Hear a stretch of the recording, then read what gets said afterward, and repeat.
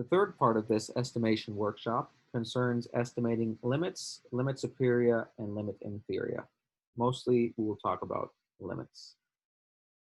So again, if I want to prove that a limit has an upper bound, and again, there's a subtlety just like with sups and infs about whether I'm strict or not strict, this means that there exists for every epsilon positive, there exists some index, and such that after that index, an would be less than or equal to L. It's possible, it's worth noting, that you might be able to prove that all of the indices are less than L, in which case it's automatic.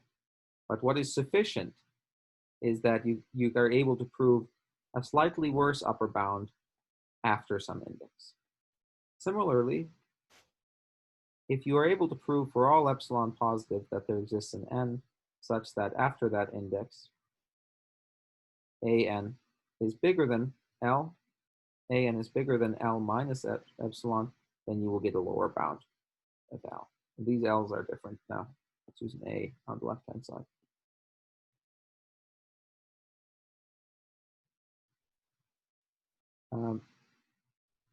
And again, it's worth noting that it will be sufficient if you can prove that an is actually bigger than A for all n. So that is what you would need to prove. Now, if you want to prove an upper bound for lim sup, on the other hand, and I won't discuss lim int because it will be so similar, except reversed. Well, upper bound of lim sup looks a lot similar. So for every epsilon, there exists an n such that for n bigger than or equal to n, an would be less than or equal to L plus epsilon. And again, if you have any upper bound for all indices, this would be sufficient. But this is a weaker condition that you often use. In fact, this is equivalent to having an upper bound such like that. Lower bounds for limit superior are very more difficult to do, and it's similar to why lower bounds for suprema are difficult to obtain. To get a lower bound for the limit superior, that means that for all n natural numbers,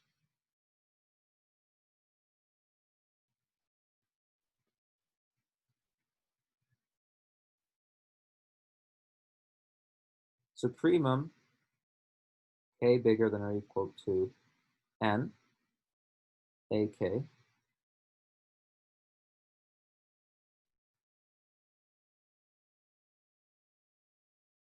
would have to be bigger than or equal to L. Now, for the suprema to be bigger than or equal to L, that means that there has to exist some elements that are bigger than L minus epsilon. So this, remember, is limit goes to infinity of the suprema, k bigger than or equal to n ak. And this is where we get this fact. And it's a decreasing sequence, and that's why we have to have bigger than or equal to L. Or to use it here. On the right-hand side, we have L. But what does this mean? This supremum being bigger than or equal to something, this means that there exists some element.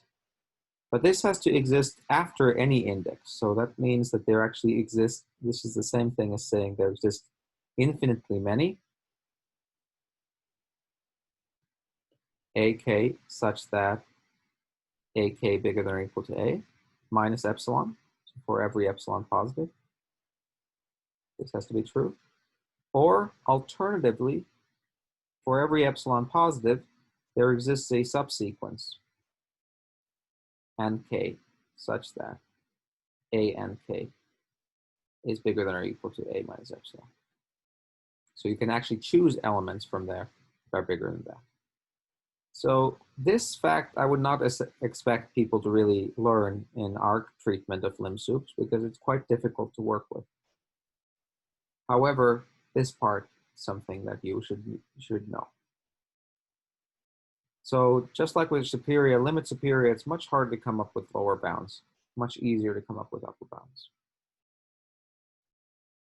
So I want to give an example of this philosophy, coming up with upper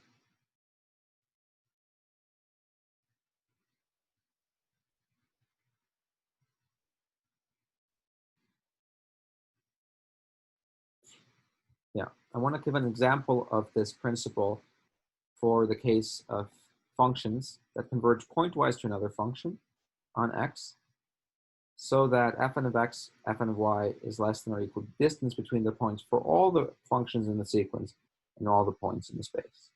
And I want to show that the limit function is continuous. Notice I cannot use the fact that fn is converging uniformly to f because I only assumed that f is converging pointwise. If I were to assume uniform convergence, I could quote a theorem, but now I cannot. Okay. So this proof will not use any lim sups, but it will use limits. So what is needed for continuity? Well, we have to estimate fx minus fy. We'll actually prove uniform continuity. And we have to come up with an upper bound, so upper bound for this. And what do we know? Well, we know that limit n goes to infinity fn of x is equal to f of x, and limit n goes to infinity fn of y is equal to f of y. Okay.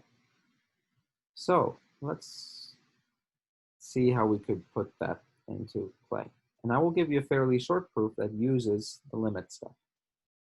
Now, the left-hand side here, we can estimate things for what so I should add into this, what do we know?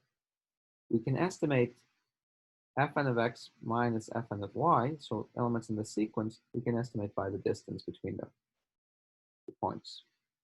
So we would like to get an estimate here, comes from that. Now it's true that for every x and y in the space, f of x, f of y is the limit as n goes to infinity of absolute value of fn of x minus absolute value of fn of y. Why is this? This is converging to that. This is converging to that. Therefore, the difference of the absolute values converges to the difference of the absolute value of the difference converges to the absolute value of the difference. This is, you could prove this, for example, using product spaces if you want. But let's now just use this fact. Now we know that this here is less than or equal to distance xy for all n. This sequence of numbers is less than that. Therefore, we get the upper bound, dxy. That is, well, if we choose, this is uniformly continuous. If we want to make this less than epsilon, so we want to show uniform continuity, we choose delta equals epsilon. And with that choice, we get exactly this bound. So how did this come into play? Okay, so we wanted to estimate f of fx, fy.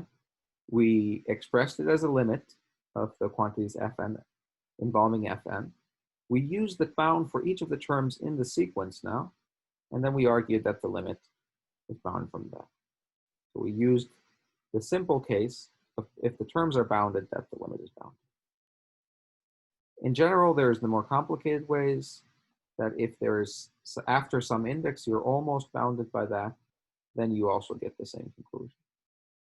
But most of the time, you'll need to only use the simple ones. And that's why I wanted to emphasize that.